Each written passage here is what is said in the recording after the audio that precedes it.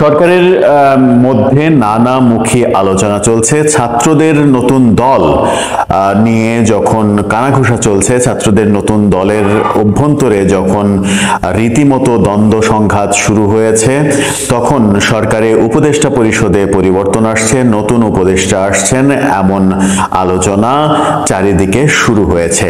কে হচ্ছেন নতুন উপদেষ্টা? নাহিদ ইসলাম পদত্যাগ করছেন এবং ছাত্রদের যে দ্বন্দ্ব, দল গঠনে, নতুন দল গঠনে যে দ্বন্দ্ব, সদস্য সচিব পদটা নিয়ে যে দ্বন্দ্ব, সেই দ্বন্দ্ব রুখতে নতুন উপদেষ্টা কাউকে নেওয়া হচ্ছে কিনা, সেই আলোচনা চতুর্দিকে। কি ঘটতে যাচ্ছে সরকারের মধ্যে?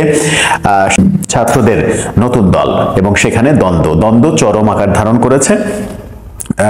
24 তারিখে নতুন দল ঘোষণা হবে এমনটা শোনা যাচ্ছে। তার আগে 22 ফেব্রুয়ারি শহীদ মিনারে এই দ্বন্দ্বের একটা গ্রুপ শহীদ মিনারে একটা সমাবেশ, একটা সংবাদ সম্মেলনের আয়োজন করেছে। সেখান থেকে নতুন কিছু ঘোষণা আসতে পারে এবং ছাত্রদের নতুন দলের মধ্যে যে বিভাজন তৈরি হয়েছে, একাধিক দল ঘোষণা হলেও আশ্চর্য হওয়ার কিছু থাকবে না, সেরকম পরিস্থিতি তৈরি হয়েছে। যখন বৈষম্য বিরোধী ছাত্র আন্দোলন আওয়ামী লীগের বিরুদ্ধে ব্যাপক সরব, আওয়ামী লীগকে নিষিদ্ধ করতে হবে, আওয়ামী লীগের অস্তিত্ব রাখা যাবে না, আওয়ামী রাজনীতি আর করা যাবে না, প্রধান উপদেষ্টা বলছেন যে সবার বাড়ি ঘরে আগুন ধরানো যাবে না, কাউকে মারা যাবে না, নাম মেরে সবাইকে বোঝাতে হবে যে আপনারা ভুল করেছেন, আওয়ামী লীগের লোকজনকে নিজেদের দলে আনতে হবে। অর্থাৎ ছাত্ররা নিজেদের দলে আওয়ামী লীগের লোকজনকে আনবেন, সেরকম পরামর্শ প্রধান উপদেষ্টার তরফ থেকে যখন দেয়া হয়েছে, তখন ছাত্রদের দল নিয়ে নতুন রকমের দ্বন্দ্ব তৈরি হয়েছে। ছাত্রদের দল নিয়ে নতুন দ্বন্দ্ব এত আলোচনা তৈরি করলো কারণ যখন আগামীকালকে আওয়ামী লীগের হরতাল কর্মসূচি, সেটা নিয়ে সব থেকে বেশি আলোচনা হওয়ার কথা ছিল। আওয়ামী লীগ হরতাল করছে, প্রথমবারের মতো ক্ষমতা থেকে যাওয়ার পরে প্রথমবারের মতো হরতাল ডেকেছে। সেই হরতাল নিয়ে এত আলোচনা হওয়ার কথা যে অন্য আলোচনা সবকিছু চাপা পড়ে যাওয়ার কথা, কিন্তু সেই আলোচনাগুলোকে পাশ কাটিয়ে ছাত্রদের দলের যে দ্বন্দ্ব এবং দ্বন্দ্বে দুই ভাগ হয়ে যাচ্ছে তারা, সেই আলোচনাটা সামনে এসেছে। এবং দ্বন্দ্বে কে হবেন সদস্য সচিব? নাহিদ ইসলাম তথ্য উপদেষ্টা, তিনি 22 তারিখে পদত্যাগ করবেন সম্ভবত, 24 তারিখে নতুন দলের দায়িত্ব নেবেন, এরকমটা শোনা যাচ্ছে। নতুন দলের নাম এখনো তারা ঘোষণা করেনি, তবে শোনা যাচ্ছে জনশক্তিই হবে তাদের নতুন দলের নাম।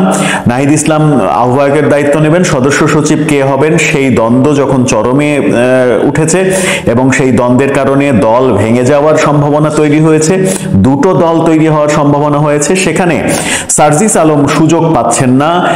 সার্জিস আলম সুযোগ না পাওয়ার কারণে ওখানে দ্বন্দ্বটা চরম আকার ধারণ করেছে, দুই ভাগ হয়ে যেতে পারে এই দল।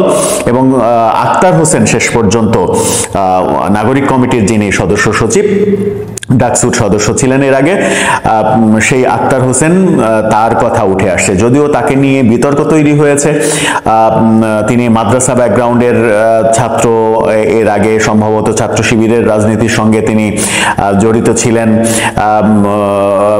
লেবাস সবকিছু মিলিয়ে একটা ইসলামিক ভাব রয়েছে, সেটাকে আবার মনে করছেন যে সেই দায়িত্ব যদি তাকে দেয়া হয় তাহলে ছাত্রদের নতুন দলটাকে ইসলামী ছাত্র শিবির হিসেবে ট্রিট করা হবে কিনা, সেই আলোচনার মধ্যে তাকে নিয়ে নানা রকমের দ্বিধাদ্বন্দ্ব রয়েছে, যদিও সেটা কোনো কারণ হওয়ার কথা নয়, তারপরেও সেই দ্বিধাগুলো কাজ করছে। কিন্তু আক্তার হোসেনের সঙ্গে যারা প্রতিদ্বন্দ্বিতা করছেন, আলী হাসান জুনায়েদ যুগ্ম আহ্বায়ক নাগরিক কমিটির, নাসিরউদ্দিন পাটোয়ারি সভাপতি আহ্বায়ক নাগরিক কমিটি, সার্জিস আলম প্রধান সংগঠক নাগরিক কমিটি, মাহবুবুল আলম মাহি, মাহফুজ আলমের ভাই, যেটা আগের ভিডিওতে আমরা বলেছি যে এরা প্রতিদ্বন্দ্বী, কিন্তু শেষ পর্যন্ত আক্তার হোসেন এবং সার্জিস আলমের মধ্যেই প্রতিদ্বন্দ্বিতাটা চরমে উঠেছে। এবং সেই চরমে ওঠার কারণে শেষ পর্যন্ত যেটা হতে চলেছে বলে গুঞ্জন শুরু হয়েছে, গুঞ্জন কতটা সত্য জানি না, যে আক্তার হোসেনই সদস্য সচিব হচ্ছেন এবং সার্জিস আলমকে সেই ক্ষতি পুষিয়ে দেওয়ার জন্য নাহিদ ইসলাম পদত্যাগ করছেন। এর আগে হাসান আরিফ মারা গেছেন, অর্থাৎ 2 জন উপদেষ্টার পদ শূন্য হচ্ছে, সেখানে সার্জিস আলমকে উপদেষ্টা হিসেবে নিয়োগ দিয়ে দিলেও অবাক হওয়ার কিছু থাকবে না। সেই দৃশ্যই কি আমরা দেখতে চলেছি? নতুন উপদেষ্টা সার্জিস আলম হচ্ছেন। সার্জিস আলম নানাভাবে বিতর্কিত একজন ব্যক্তি, নানাভাবে তিনি বিতর্কিত হয়েছেন। জুলাই ফাউন্ডেশন থেকে পদত্যাগ করতে বাধ্য হয়েছেন, বিতর্ক তার পিছু ছাড়ছে না।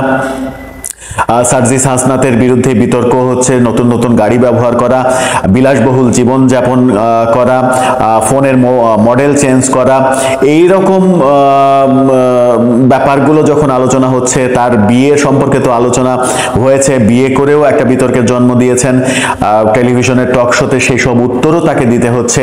এই নানা রকমের বিতর্কের মাঝে তাকে যদি উপদেষ্টা করা হয় তাহলে সরকারের ইমেজ বাড়বে নাকি কমবে, সেই আলোচনাটা কিন্তু হতেই পারে। সরকারের ইমেজ যদি কমে যায় তাহলে সরকারের সেই সিদ্ধান্ত নেয়ার কোনো কারণ থাকতে পারে কিনা, সেটা একটা বড় প্রশ্ন সাপেক্ষ ব্যাপার।